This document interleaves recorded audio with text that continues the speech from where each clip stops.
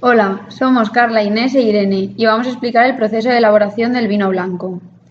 Primero de todo se hace una recolección de las uvas, luego se pesan y se hacen los primeros controles analíticos. Después la uva se vuelca en la tolva donde se realiza el derrapado. Aquí se separan el grano y la parte vegetal. El grano pasa al prensado donde se obtiene el mosto, que pasará a la fase de desfangado para limpiarlo. El mosto obtenido pasará a la fermentación alcohólica, que se hace mediante levaduras que convertirán los azúcares en alcohol y CO2. Una vez acabada la fermentación, las levaduras se desechan y ya tendremos el mosto convertido en vino. Por último, se realiza el envejecimiento en barrica, se filtra, se limpia y se embotella. A continuación nos centraremos en la etapa de prensado, que consiste en la separación del mosto por medio de presión hasta la desecación de los olujos, donde entran los granos de uva y sale el mosto y el residuo. Los parámetros de funcionamiento son el tiempo de prensado y la presión. Los problemas potenciales que encontramos en esta etapa son la inadecuada limpieza de la prensa o funcionamiento de la bomba, la realización de prensados muy agresivos que da lugar a sabores no deseados, el insuficiente tiempo de prensado y la posible oxidación de los mostos. Ahora explicaremos el diagrama causa-efecto sobre la etapa de prensado, basado en las 6 M's. En cada una de ellas podemos destacar qué causa puede producir defectos en el prensado para la realización de prensados muy agresivos. En cuanto a maquinaria, el mal funcionamiento de la prensa, la falta de instrucciones para el correcto uso de la prensa y la utilización del tipo de prensa inadecuado. Respecto a la mano de obra, la falta de formación de los trabajadores, la falta de operarios y el coste de la mano de obra.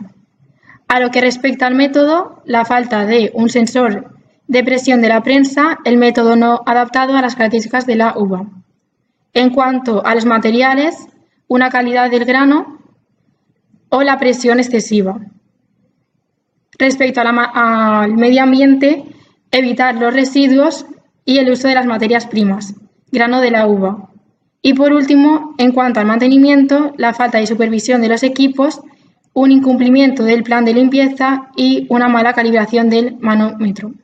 Como indicador hemos seleccionado la presión. Dicha presión se medirá utilizando el manómetro adecuado, el cual puede medir presiones elevadas.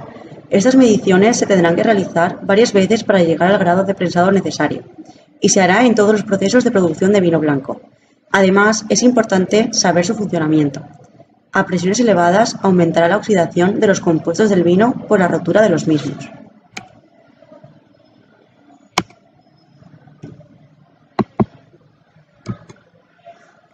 Para concluir el trabajo, realizamos un plan de monitorización con la finalidad de solucionar los defectos en el vino por los prensados agresivos. Este plan consta de 5 puntos a tener en cuenta: why, where, when, who y how. Si tenemos una presión muy elevada, se produce obstrucción de los canales de drenaje del mosto, de tal forma que favorece el contacto del aire con el mosto, produciendo oxidación.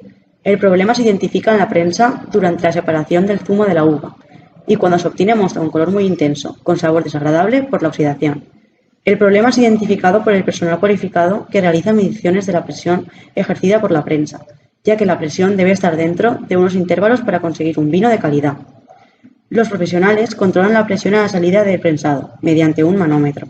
Si la presión es superior a la deseada, se detiene el proceso para no producir vino con sabores deseados. Muchas gracias.